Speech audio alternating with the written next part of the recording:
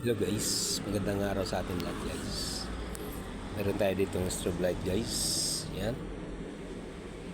Dito na lang may-ari. Yan o. Pumuputok yung fuse ano. So kinalas ko na siya guys. Chichikapin ko muna to. Kung ano ba yung mga sira nito ano. Pass muna tayo sa upholstery guys. No? Dito naman tayo sa strobe light magpo-focus. Ayan o. Yan. Kaya kung hindi pala ninyo alam yung ano ko ano. Graduate pala ako ng audio video dati no. Tagal akong graduate ng audio video. 1987 hanggang 1988 ano. Matagal ng panahon. Kumbaga ngayon TESDA na. Ang sa amin dati Bacolod Youth Center ano, Bacolod Manpower Youth Center Development. Bacolod Manpower yan. Yan ang katumbas ngayon ng TESDA no. Hindi naman tayo magaling ng technician ano, pero nakakapagpandar tayo dati ng TV. Marami tayo nare-repair na TV. Hindi naman tayo master ano. Hindi ko naman sinasabi na ako yung napakagaling na technician. May alam lang tayo ng konti ano. At least nag-basic tayo sa Bacolod Manpower Youth Center Development ano. Katumbas ngayon TESDA no? So ito ngayon balik tayo dito sa may strobe light.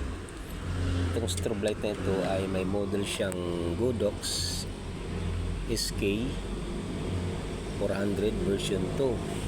Okay. Yan. So sinicheck ko muna kung ano mga problema nito. So kung sino man yung gustong may magpagawa ng strobe light dyan. Yan. Strobe lights Studio Plus ano, Studio Placer ano. So maaari lang po kayo mag-message sa Facebook account ko, Renato Tigilaran Jr. Ulitin ko po ano, Renato Tigilaran Jr. Yun yung Facebook account ko sa Facebook. Okay guys, sabihin nyo lang ano, mga Godox guys, medyo lang kabisado na natin yung mga trouble nito ano. Basta mga Godox SK400 version 2. So marami pa tayo dito mga strobe light guys, pinapagawa sa atin, nakailera ito.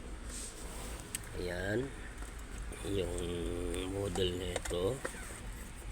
Ito Bowling BL600 ST. Dalawang piraso to guys. Ito pa halos parehas sila no. Godox naman to, DP600 ano. So ito bibilahin ko ng mga pyesa pa yan, inorderan pa. So dito guys, marami na ako nagawa nito no. Bali pang 5 na ito. Yan, bago pa ito guys, bagong bago pa no, pero nasira ka agad. Ang kalimitan nito, bakit kung nasisira, na overuse ano. So dapat hindi rapid yung paggamit nito. Siguro maraming customer nagmamadali, nira-rapid nila no. Dapat kasi may ano rin to sa plus nito may limit din kasi ito. Dapat binabasa nila yung manual ano, para hindi naman masira agad yung mga gamit ninyo. Ayan guys.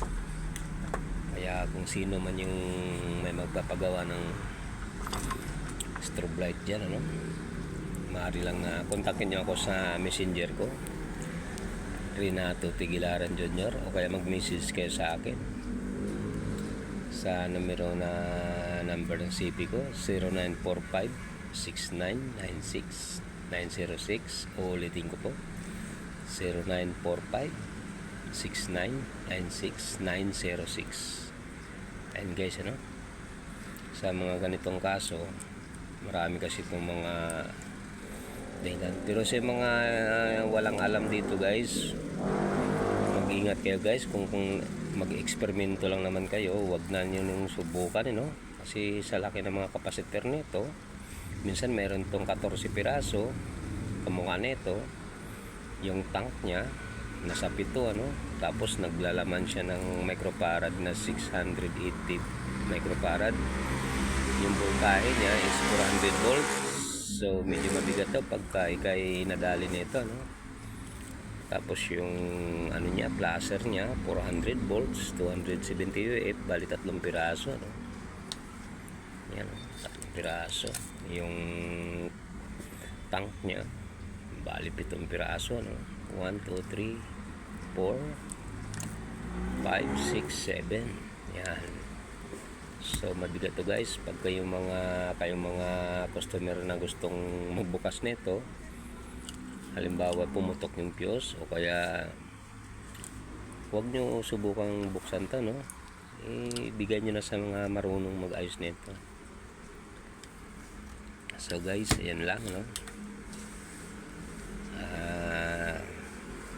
Kung gusto nyong magpapaayos ng strobe lights, nabigay ko na yung number ko saka yung Facebook account ko. Doon lang po kayo mag-message sa messenger ko.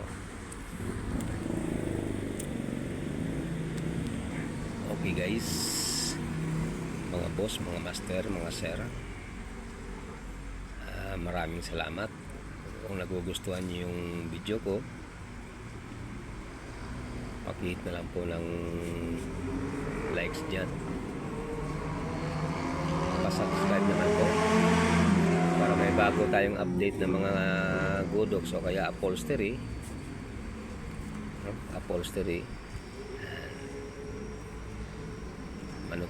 ma-notify po kayo. Maraming salamat po mga boss, magandang gabi sa inyo, magandang araw, mabuhay po tayong lahat.